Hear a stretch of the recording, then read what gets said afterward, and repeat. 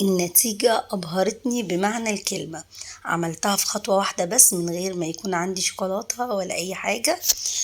هنعمل صوص الشوكولاتة دوت بنفس الخليط اللي هنعمل منه الكيكة بطريقة تجنن. مش قادرة أوصفلك قد إيه في منتهى الجمال، قد إيه طعمها رائع وطعمها مميز جدا. هتعجبك جدا ومش هتبطلي تعمليها، والأولاد مش هيبطلوا يطلبوها. معايا كوباية من اللبن، وعليهم كوباية من السكر، وعليهم كوباية من الزيت. يبقى كوباية لبن، كوباية سكر، كوباية زيت، وعليهم 3 معالق كبار من الكاكاو.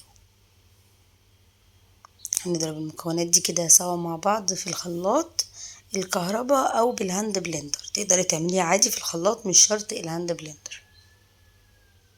هتلاقيه تقل معاكي وتحول لصوص شوكولاتة رهيب. شايفة عامل ازاي؟ مسافة ما ضربناه تقل معانا وبقى بالمنظر ده. بس مهم جدا كوباية اللبن قد كوباية السكر قد كوباية الزيت. هناخد بقى من صوص الشوكولاتة دوت كده كوباية بالمنظر ده كده، وهنركنه على جنب.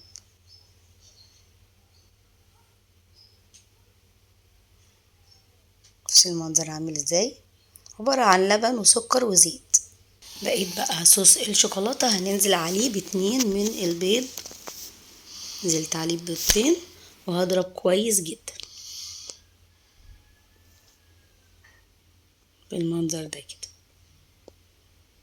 تقدري عادي تستخدمي الخلاط، هيطلع معاكي نفس النتيجة، لان الهاند بلندر مش مضرب. هنزل بقى بالخليط في بولة كبيرة عشان هنزل عليهم بالدقيق وهنعمل منه الكيكة. هنزل بكوباية الا ربع من الدقيق،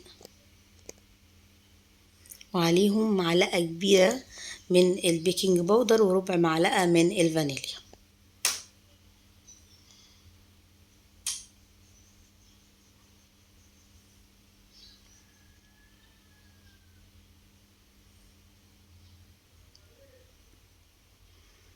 بقى معايا بالمنظر ده كده.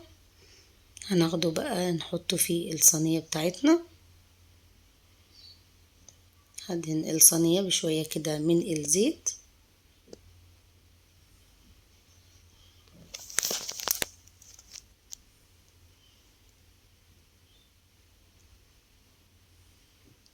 رش عليها رشة كده من الكاكاو، هعفرها كده بالكاكاو. هنزل عليها بقى بالكيكة بتاعتنا بالمنظر ده.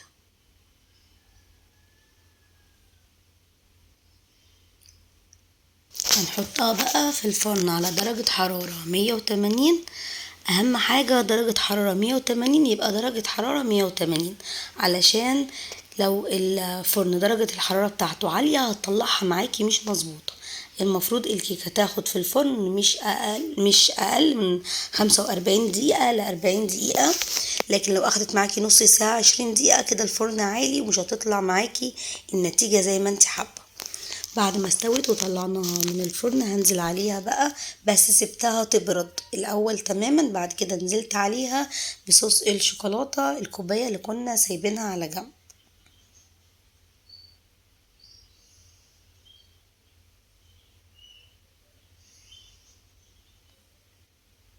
بصي الصوص عامل ازاي رهيب، تقدري تستخدميه في اي حاجة انت حباها.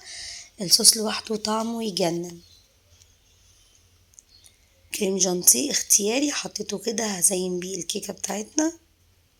حابة ما تستغني عن الكريم جانتيه مفيش مشكلة، سهلة وبسيطة علشان تقدري تقومي تعمليها في ثواني. مش محتاجة اي حاجة، بيضتين وشوية كاكاو وسكر ودقيق على طول اكيد متوفرين، مش هتاخد منك ثانية ورهيبة. بصي هشة وطرية ازاي قد ايه واحنا بنقطعها او بنشيلها. بصي تجنن، مش قادرة اوصفلك قد ايه في منتهى الروعة. طعمها بجد فعلا خيال. الأولاد مش هيبطلوا يطلبوها منك، وانتي أساسا مش هتبطلي تعمليها بالطريقة دي.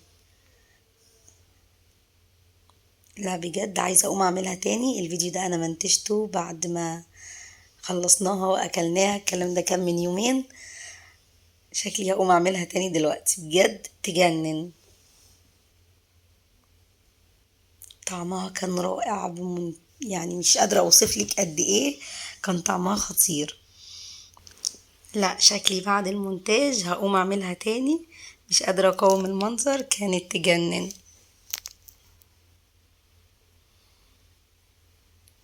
قومي جربيها حالا، مش هتاخد منك ثواني.